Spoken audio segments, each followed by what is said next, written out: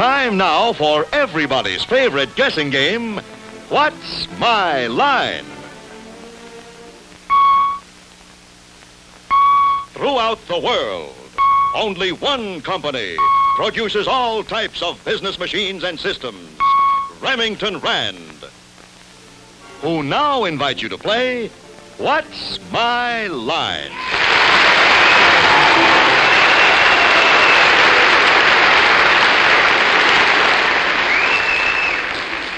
And now let's meet our award-winning What's My Line panel. First, the delightful star of stage and television who just returned to us from Florida, Miss Arlene Francis.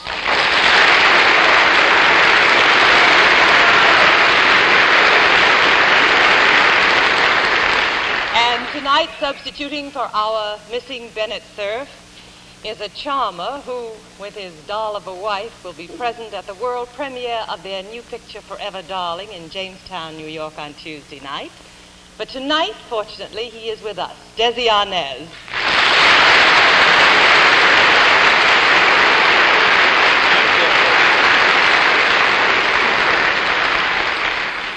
And to my left, ladies and gentlemen, a very lovely and charming young lady who's one of my favorite columnists and whom I had the pleasure of knowing for many years, Miss Dorothy Kilgallen.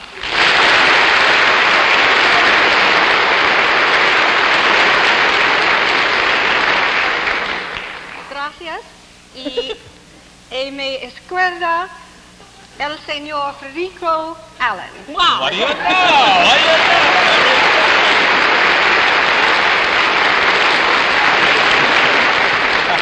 That man you introduced, Dorothy, couldn't come tonight. Ladies and gentlemen, if this show was Zoo Parade, I might be here introducing a buck-toothed razorback hog. But since this is What's My Line, I am here on purpose to introduce our moderator, Super Sly John Daly.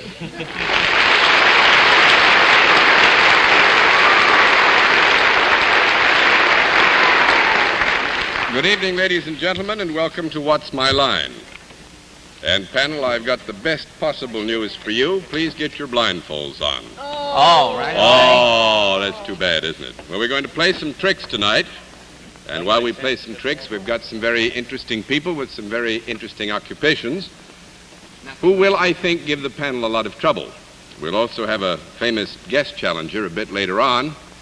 And when we get all the blindfolds on, we will produce an individual who, panel, of course, has some area of identification which we feel that we must hide from you because either in appearance, costuming, handwriting, or some other aspect of personal character would give you too much information. Are the blindfolds all on place now? Yes, Mr. Daly. Well, good. Will our first challenger come in and sign in, please?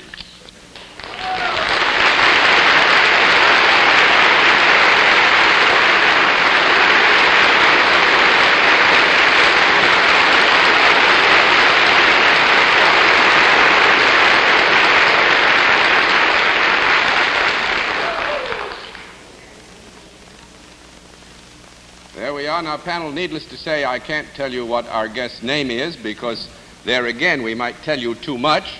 So I will ask our guest, first of all, if he is familiar with our scoring operation. Are you? Yep. Well, if you're familiar with the scoring operation, let's let our friends here in the theater, the folks who are at home, know exactly what your line is.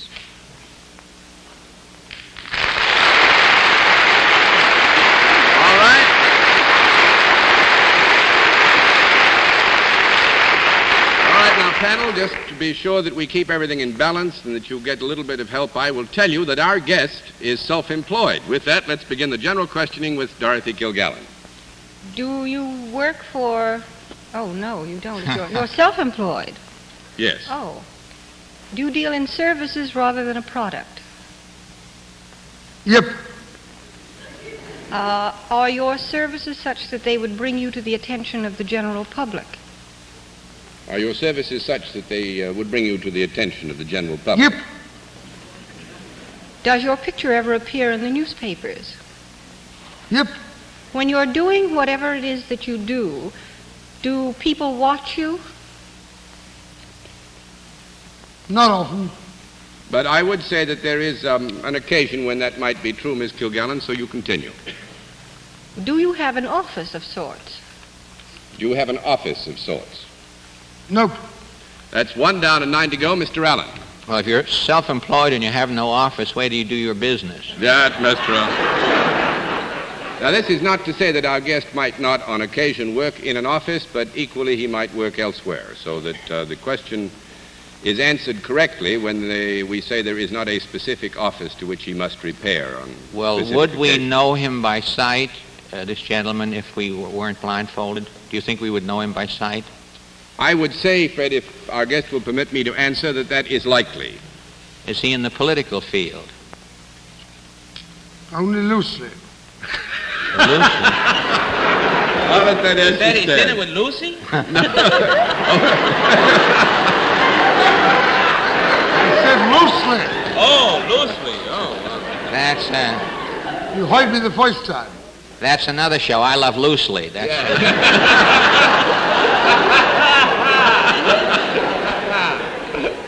Well, you're not in the Am I still on, John? Yeah, you're still on.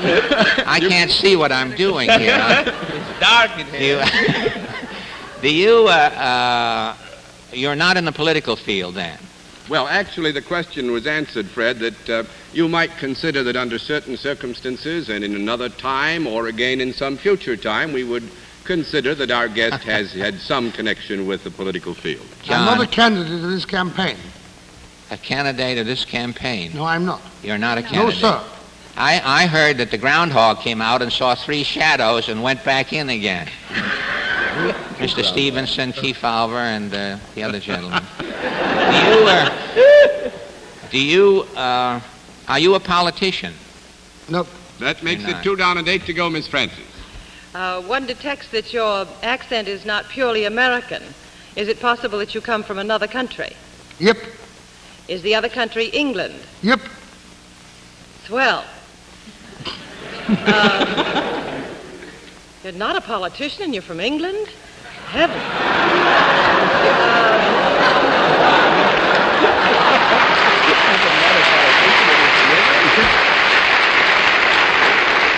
Maybe a conference? Are you... Yes. Might be Anthony You may have Eden. 15 seconds for a conference. Well, I was just thinking that there was a politer word for it. Diplomat.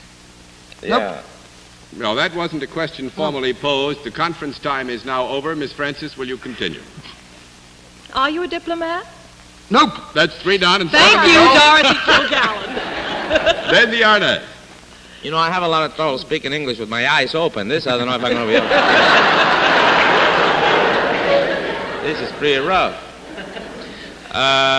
He's not a diplomat, eh? He's from England. Let me say, Every Englishman is a diplomat, so I don't believe that statement. yeah, are you, in the literary world? Are you a writer of Yep. any kind? You are?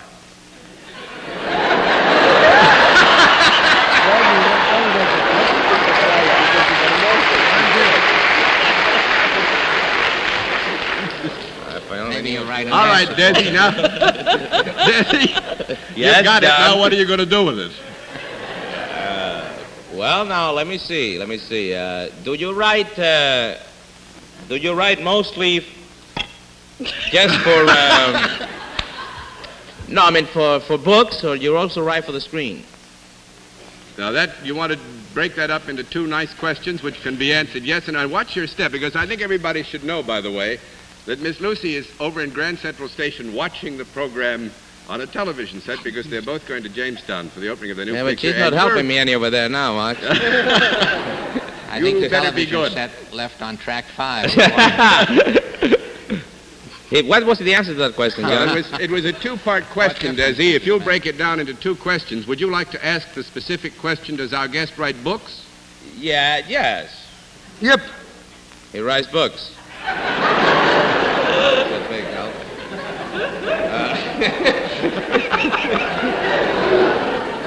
Have any of your books ever been made into a motion picture? Nope. That's good. Go ahead, Don.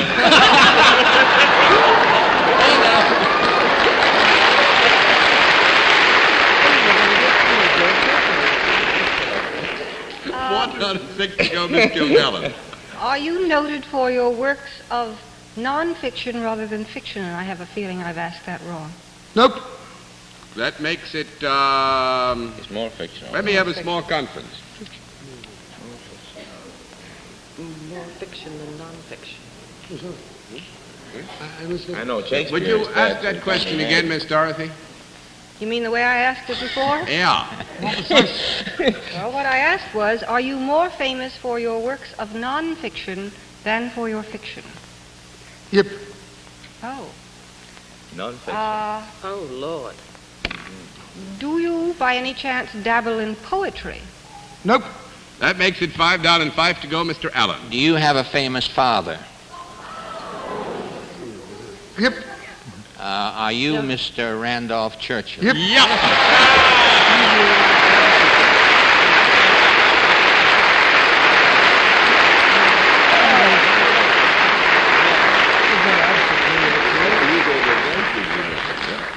Very good going, Fred. Actually, I must say that Mr. Churchill was a bit surprised after he gave an answer of more than a monosyllable that it didn't come up sooner, but I thought you did very well disguising your voice.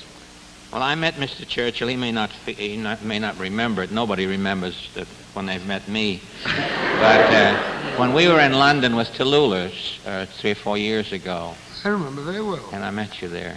I wouldn't forget a thing like that. And as it went around, I I couldn't see you through the remembered mask. your voice. Well, I wasn't talking with my eyes, fortunately. My pupils were sitting down at the moment. Well, sir, your great father has done us much honor on many public occasions by referring to the fact that your grandmother was an American, and we kind of think that you are, in a way, American, too. Well, I'm afraid I'm only a 25% American. 25% American. Are you going to stay in the United States for a bit? Not very long. I'm flying down on Tuesday to South Carolina to see Mr. Bernard M. Baruch. I rather want to know what's going on in this country, and I find he usually has some clues. And I'm coming back and flying back to England on Friday. Well, it's very nice of you to have taken some time out to spend with us. Thanks. Well, It's thank been you good so to much. have you on.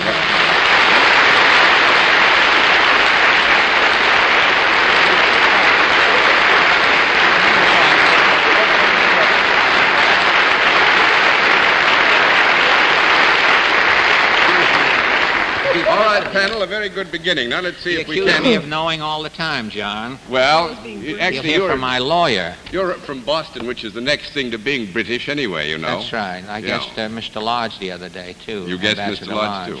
I guess that's my field, John. I'm afraid, I think that is, Fred. You just read so widely, you know. Yes, I do. Well, we've got one for your... Cinerama reader. I read wide. You read one. Let's see what you can do with another challenger now, Mr. Allen. You're I'm getting a through bit- for the night. You're through for the night. Will you sign in, please, sir?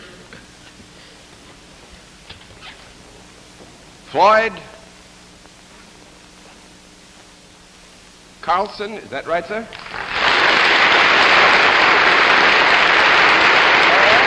Mr. Carlson, where are you from? Richland Hills, Texas. Richland Hills, Texas. Well, it's nice to have a Texan with us. And actually, we're a little bit short of time tonight, you know. I think if you don't mind, you take a look at the panel. Then you come with me. We won't give them any more clues, eh? And tell me if you know how we score this operation, do you? Yes, I do. You do know how we score it? Then let's let the folks at home and our friends here know exactly what your line is.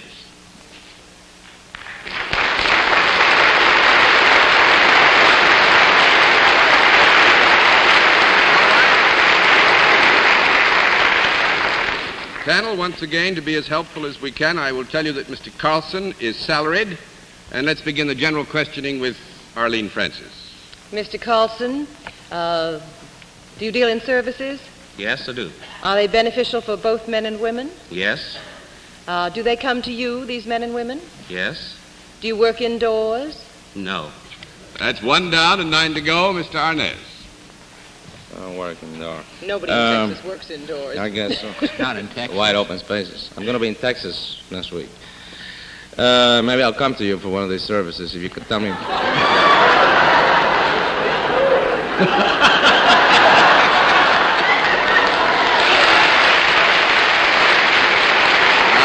I hope it'll be nice. Yeah. If I went to you for one of these, will I feel better after I got through with it? Yes? I would feel better? I would think so, Desi. I think it's fair and safe to say that if you were to call on Mr. Carlson for his services, you'd feel pleased about having had them. Uh-huh. If I went there, would you touch me in any way when you're doing this thing? No. I wouldn't think it was necessary, no. I mean, that I will admit, Desi, that it's possible, as is true in all these cases, there might be some physical contact, but it's not... He works by long distance? Yes, yeah, bruh. That's 2 down and 8 to go, Miss Kilgallen. Mr. Carlson, could I enjoy your services as well as Desi? Yes? Oh, he's got quite a racket as well. Outdoors. Outdoors. And we would be out of doors whenever we negotiated whatever this is. Yes? What part of Texas did you say you were from? Richland Hills. Where's that near? Texas. No clues. Do you ever work with animals? No. 3 down and 7 to go, Mr. Allen. You confine all of your activities to human beings, do you? Yes. And do you... See, Desi put it out of my mind. I was going to ask you something. But you work out of doors. Is there a product involved in what you do? Of any sort? No, not... No. Actually, there is, as is often the case, Fred, a product, in the area, but basically our friend Mr. Carlson deals in services. He does not convey or purvey a product of any kind. Good. Yes. That's 4 down and 6 to go, Miss Francis. Mr. Carlson, since you work out of doors, does locomotion have anything to do with your job? Yes. Do you, in carrying on your work, go from one place to another? Yes. Do you go from one place to another in the air? Yes. Jolly good. Then you are in some method of transportation that flies. Is it something that is not usually used in the air? I mean, is it unlike an airplane, for example, that is average? Everybody uses those. Do you have some other mode of transportation in the air other than an airplane? You mean a standard commercial airliner?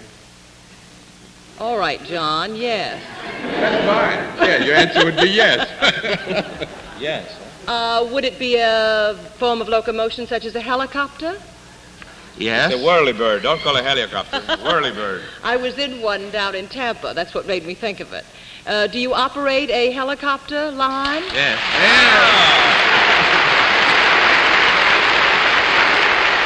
And Mr. Arnaz, I want you to meet Mr. Carlson because he's going to be in Jamestown tomorrow to fly you and Miss Lucy to your...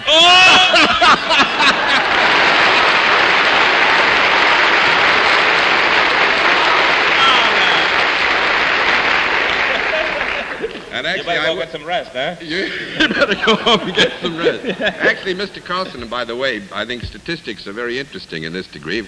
He's one of the test pilots for Bell Aircraft, but this is the 3rd man in the United States to get a helicopter license. Marvelous. Mr. Carlson, thanks very much. We gave him a rough time. It was nice to have you with us and watch my life. Nice going, panel. That was a tough one. We thought we'd do much better. Now, in just a moment, we're going to meet tonight's mystery guest. But first, for a message from Remington Rand, we switch you to the CBS remote unit.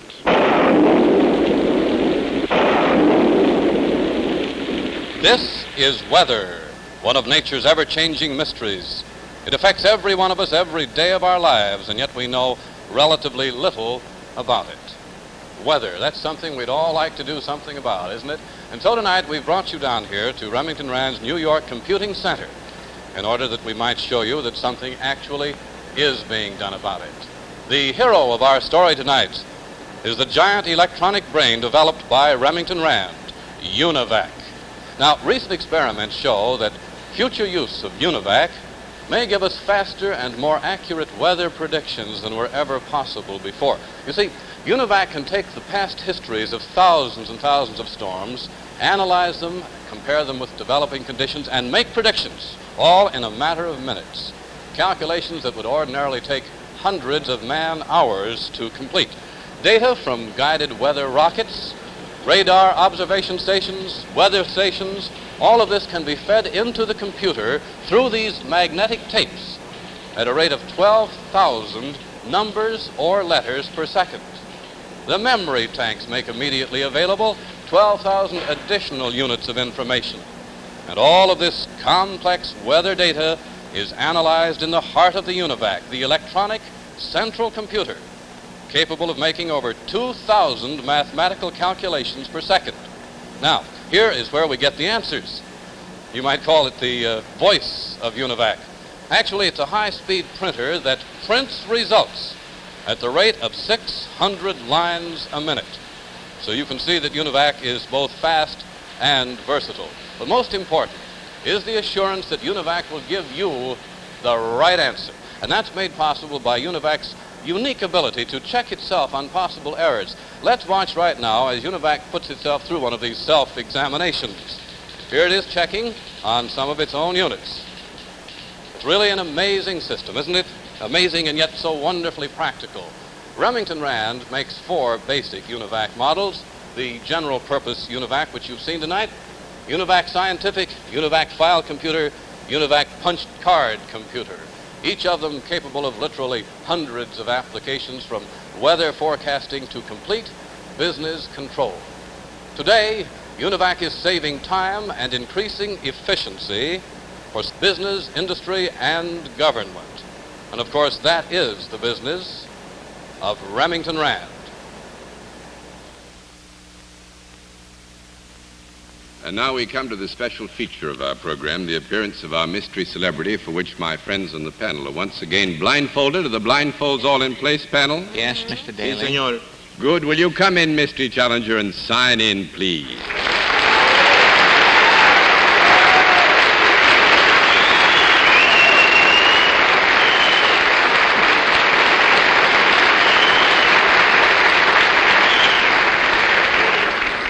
All right, panel, as you know, in the case of our mystery challenger, we go to a different form of questioning. You may ask one question at a time, in turn, moving clockwise. And we'll begin it all with Fred Allen. I assume that this is a lady, John, because of the whistling and the vociferous reaction of the audience. The assumption is a reasonable one. Are you in the theatrical business, miss or madam or Mrs.? Yeah, I guess so. Pardon? You got a yes, I guess so. Miss Yes, Francis? sir? Mm-hmm. Have you appeared in pictures? I'd say so, ma'am. It's Randolph Churchill back. Desi Arnaz? Why didn't you get somebody over here today that I can understand? I can't understand you, sir. Oh, I like her. Are you appearing on television? Have you appeared on television besides right now? I mean, Oh, I've been on a few times, yes, sir. Miss Kilgallen? Have you appeared in the Broadway theater? No, I haven't. One down and 9 to go, Mr. Allen. You haven't been in the theater? Are you on a television show currently? I mean, a show of your own, a weekly show. No. That's 2 down and 8 to go, Miss Francis. Would you be considered a leading lady? I don't know. I would. John? Yes, I would think is the answer to that, Miss Arlene. Mr. Arnaz? well, now let's see. Are you known more for your dramatic roles than anything else? I mean, would you be known more for dramatic than for comedy roles? I like to think so, sir. Miss Kilgallen? What was that? Yes. Dramatic more than comedy. Have you made a picture which is planning to be shown, or which they are planning to show at Radio City Music Hall? Yes. Mr. Allen? Is that all I have to know now, is what's coming to the music hall the next? All you have to know, Fred, actually, is what's coming to the music hall in the next 10 years, and you're in. I did know, John, but it's escaped my, I pass. Is the picture that's coming to the music hall Picnic? That's right. That's what I mean. What did It you is say? picnic? Is the picture coming a picnic? Well, it is That's a right. picnic. That's right. I've seen it previewed, and it's just wonderful. Are you the young lady that plays the lead in Picnic? Kim Yes. Novak? Kim Novak?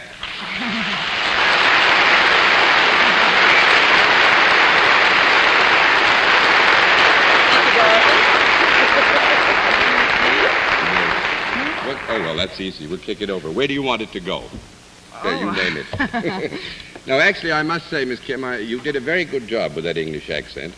But I'm afraid that the wolf calls and the whistles, which, though we shouldn't at my age talk about these things, are well-deserved, kind of gave things away, and that tipped the panel off. But a very good English accent, I think. Fred? That pass that I gave John is not good to get in the theater. I mean, when Picnic opens, you can't get in there with that.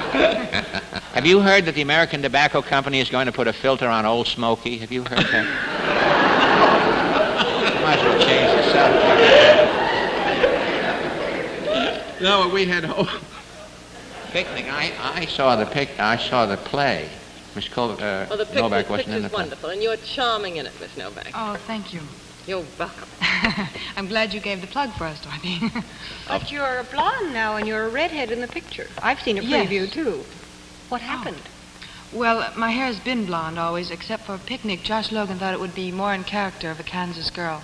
So I put on a long red ball. Well, you look beautiful.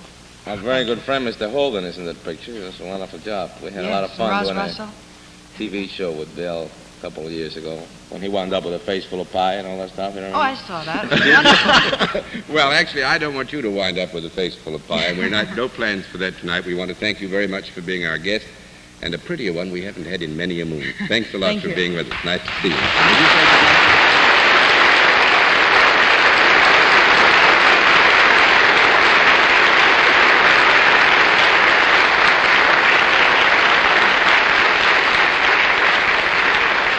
I would make one note for the record, if I may. This is by way of being our 6th anniversary. The actual date was February 2nd, and we've had a lot of nice telegrams from Frank Stanton, who's the head of CBS, and our old colleague, Mr. Block. And we're kind of happy about the anniversary and would like to, if we may, digress from good manners long enough for me to wish the panel many happy returns. Before the panel says good night, may I remind you to tune in again next week at 10:30 p.m. Eastern Standard Time, when once again we invite you to play What's My Line? For other localities, check your local listings for the date and the time of our weekly series. And now a word from next week's sponsor. Univac, the giant electronic brain made only by Remington Rand, takes business statistics from magnetic tape, letters, numbers, and punctuation marks, processing them through its electronic circuits at phenomenal speeds. Univac can compute payrolls electronically, then produce printed checks in a flash. Over 8,000 checks an hour with this high-speed printer. Univac leads the field of electronic computing.